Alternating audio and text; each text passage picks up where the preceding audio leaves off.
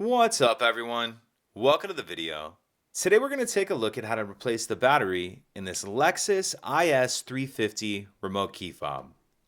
This Lexus IS 350 key fob is going to use replacement battery CR2032, and I'll put a link in the description box of this video to where you can find these replacement batteries if you're in need. So the first thing I'm going to do is grab my key fob and remove the emergency key that's in the bottom of it. That's done by pressing this button on the side of the fob that my thumb's on, and the emergency key will pull out like that. Now if we hold the key fob with the buttons facing down, and we take a look at the bottom of it, you can see there's this slot right here that I'm touching with the end of the key.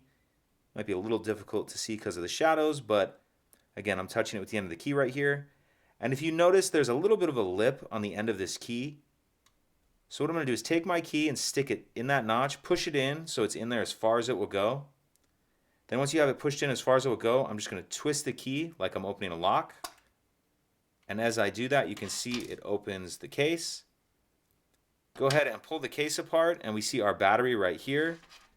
For this part, I'll grab my key again and use the end of it to get under the edge of the battery right here and pop it out of that holder.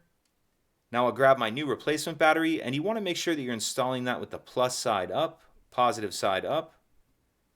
And I'll kind of tuck this edge in first, like this, and then snap it down into place.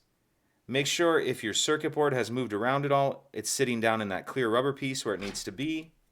Then we can snap the two halves of the case back together, slide our emergency key back in, and that's it. If you could take a second to like and subscribe, it helps us out, and I'd appreciate it. Thank you.